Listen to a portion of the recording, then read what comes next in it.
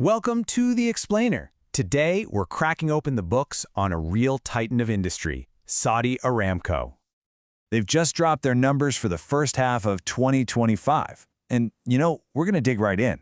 We'll look at their performance, their strategy, and really what this all means for the energy world. Okay, let's just start with the big one. 50.9 times billion dollars. That's their adjusted profit in just 6 months. So the big question is, how on earth do they pull that off? Let's unpack it. All right, first up, let's take a quick look at the big picture of their financial performance. And, in a market that's famous for being all over the place, their results are just incredibly steady. So what's really fascinating here is the story behind these figures. Sure, the income and cash flow are massive. We'd expect that. But check out those last two numbers. That gearing ratio, that's about debt, and theirs is super low. And ROACE, basically, that's how good they are at turning their money into more money. Well, it's more than double what their competitors are doing. So this isn't just about being profitable. It's about being incredibly efficient and rock solid financially. But here's the thing, that overall strength, it's kind of hiding a really interesting split inside the company. The headline looks great, but once you start digging into the details, well, that's where the real story is. And this right here, this is a perfect look at their secret weapon. It's like they have two engines. While one engine, the upstream part, getting oil from the ground, was sputtering a bit because of lower prices, the other engine, the downstream side, refining and chemicals, was just firing on all cylinders. That internal balance is what makes them so tough. They can make money no matter which way the market winds are blowing. So to really get what we were just talking about, you kind of need to know this term, adjusted EBIT.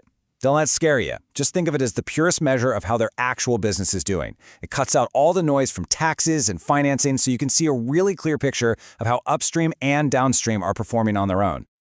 Okay, so we've established they're profitable, they're resilient. But what's in it for the people who own the stock, for investors?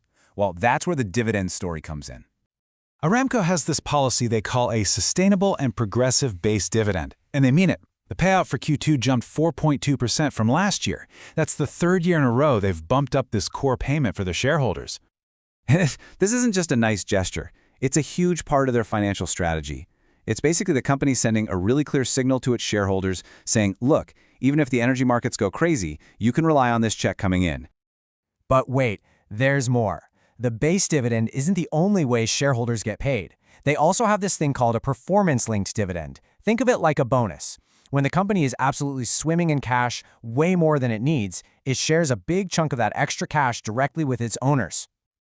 So they're paying out a lot of cash, but where's the rest of it going? Well, beyond those dividends, Aramco is pouring billions into building out its future. And their strategy for growth really stands on three main pillars. Pillar 1, doubling down on their classic oil and gas business, with a special focus on growing their natural gas production. Pillar 2, pushing this liquids to chemicals idea, which is all about turning their oil into more valuable stuff. And Pillar 3, investing in what's next. We're talking new, lower carbon energy like renewables and hydrogen. Okay, so that's a pretty ambitious plan. How can they be so confident they can actually pull it all off? Well, the answer comes down to a few key competitive advantages, and these are really the bedrock of their whole financial outlook. First and foremost, it all starts with cost. It costs Aramco just $11.80 to produce a barrel of oil. Let that sink in. That is a jaw-dropping 56% cheaper than their biggest competitors. This isn't just a small edge. It's like having a giant fortress wall around your profits that can withstand almost any market. And here's the other big one, especially for today's world. Their carbon intensity, how much carbon they produce to get the oil out, is about 60% lower than their peers. Now, that's not just good for their image, it's absolutely critical for their long-term survival as the world gets more and more serious about emissions. And then there's this number, 3 million barrels per day. That's how much spare production capacity they have just sitting there, ready to go. No one else on the planet has that kind of ace up their sleeve. It gives them this incredible power to crank up the taps whenever the market needs it.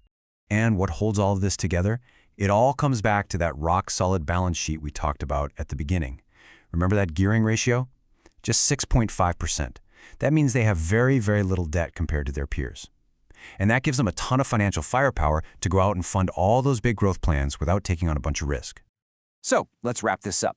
When you put it all together, Aramco's financials look like a fortress. It's built on 3 pillars: low cost, low carbon, and low debt. They have a clear strategy for the future, but the huge question still hangs in the air. In a world that's changing its relationship with energy, how will this giant navigate the massive shifts that are coming? Now that is the story we'll all be watching.